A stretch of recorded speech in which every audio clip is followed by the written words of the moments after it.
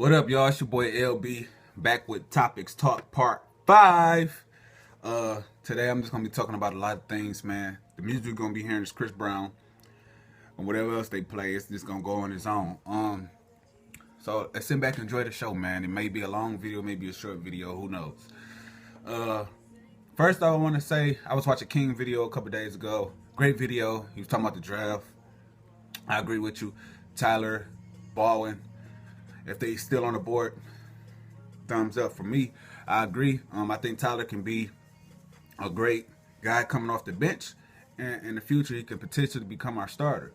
When I look at his highlights, I see a guy that's a floor general that can run the pick and roll pretty good and stand and gun the offense.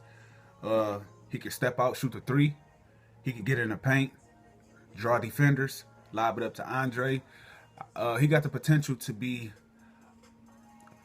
a starting point guard in this league, the same position that Reggie Jackson was in OKC.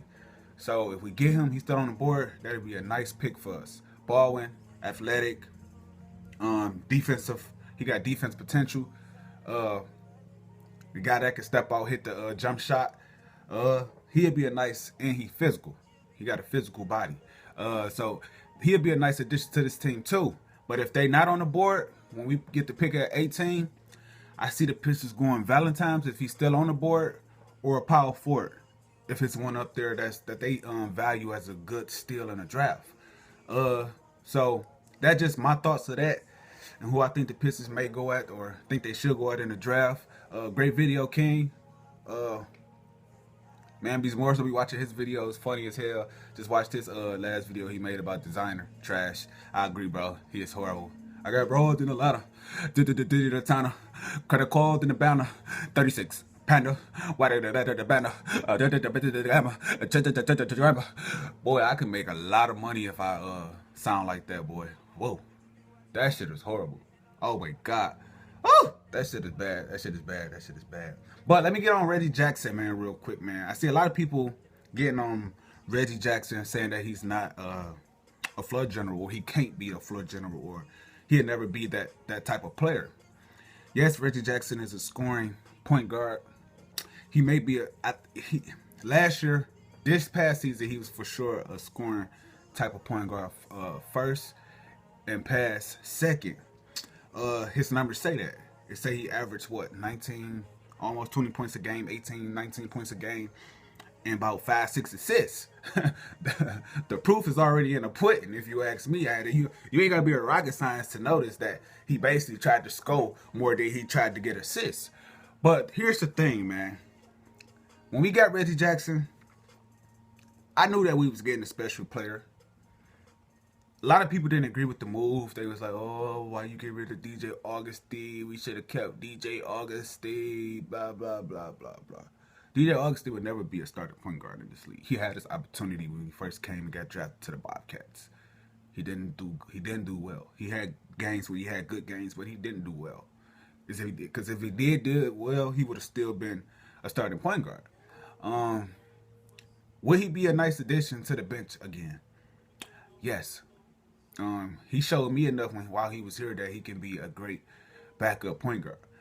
Well, would I go at him in the draft? In the free agency, I mean? No. It's better point guards in the free agency this year. Better than DJ Augustine. You ain't got to spend that much money on him. Trust me. Go look at the free agency thing. You will see quite a few point guards that's better than DJ Augustine on there. That's just what I'm saying. But back to Reggie Jackson. I feel like coming into the season, man. No, when we first got him, he did okay when he played against the Wizards. And then after that, he fell off. We went on a 10-game lose streak. Pretty much ruined our chance to go into the playoffs. Then the last 15 games, he went on a tear. He was averaging like 18, 20 points a game, fucking 12 assists or some shit crazy shit, like 13 assists, almost a triple-double and shit like that. So coming into the season, before the season started, he got the $80 million contract. A lot of Pistons fans didn't agree with it because they stuck in their old ways. They never seen somebody as a Piston player get that much amount of money. They stuck in their old ways, not knowing that the salary going up, that his contract is going to look like a bargain at the end of everything. So they just yapping. Pistons fans just popping out the woodworks. Probably when the Pistons fan when they was going through a 6-year drought of losing. You know what I'm saying? Probably didn't give a fuck about the Pistons. Probably was bashing them. Oh, the Pistons gonna be this or the Pistons ain't gonna do that. Ain't nobody paying attention. Blah blah blah. When I say I watch every fucking single game, I probably missed 1 or 2 games. And it probably is because I got locked up in the precinct or some shit. Other than that, I pretty much seen all the games, all the struggles, the good when we win, when we did have good games. I seen all the bad, man, all the ugly. But all along, I knew that we was getting there piece by piece. But back to Reggie Jackson, man. I feel like he came into the season of the mindset of, I got a point to prove. Because trust me, Reggie Jackson see all the stuff y'all say on Twitter, Instagram. He hear all the critics. I mean, it was people on radio stations.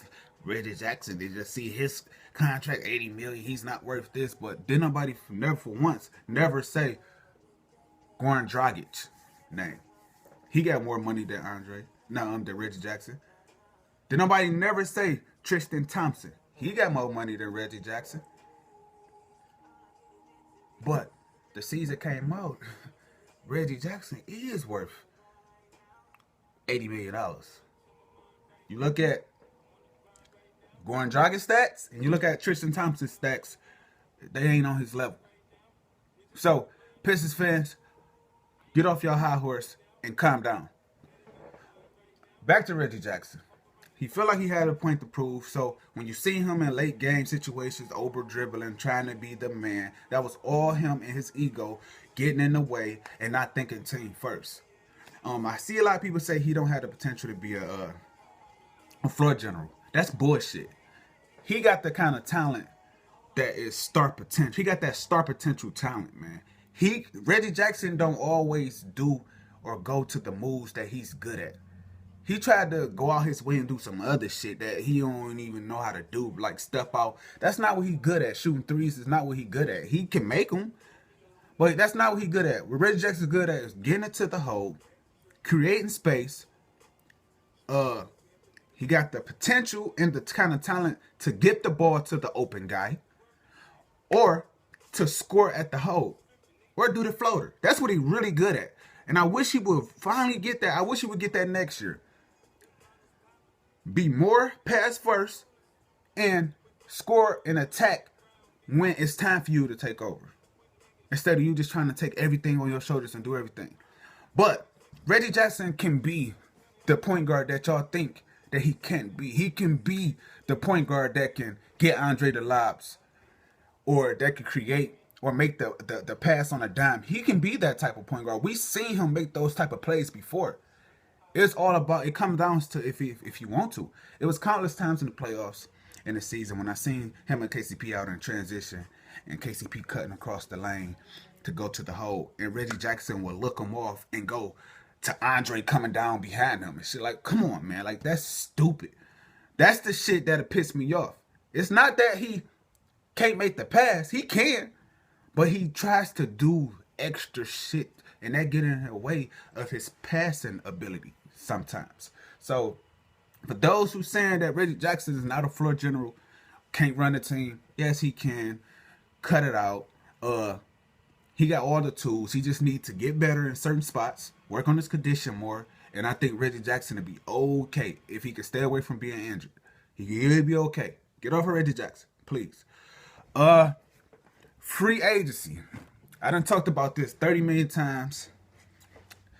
But it's a lot of guys, y'all. It's a lot of people out there, man. It's at least 40 people looking for a new contract this coming July, June, whenever that shit starts. So it's a lot of people. And it's hard to pick. It's hard to see. I don't know which way Stan Van Gundy is going to go. Because sometimes you don't never know. Stan Van Gundy can go out and go after Shannon Fry, motherfucking Kwame Brown, motherfucking Cartier Martin again.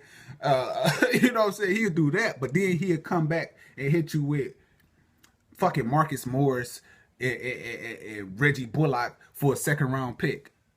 You know what I'm saying? He'll come back and do some good shit like that. Or he'll come back with some Trey and Brandon Jennings and Ersan Ilyasova for motherfucking Tobias Harris. He'll do some good shit like that. So you never know where Stan Van Gundy is going to hit you at. So I don't know where he's going to go in this fucking free agency, man. I just don't know. I'm thinking that it would probably be a versatile power forward, shooting guard, maybe point guard, maybe. I don't fucking know. Then it's like players on a team that's like don't get guaranteed contracts. Spencer don't got a guaranteed contract. That one point guard that we picked, I can't remember his name right now. The one point guard that we got, and they signed for the 10-day contract too.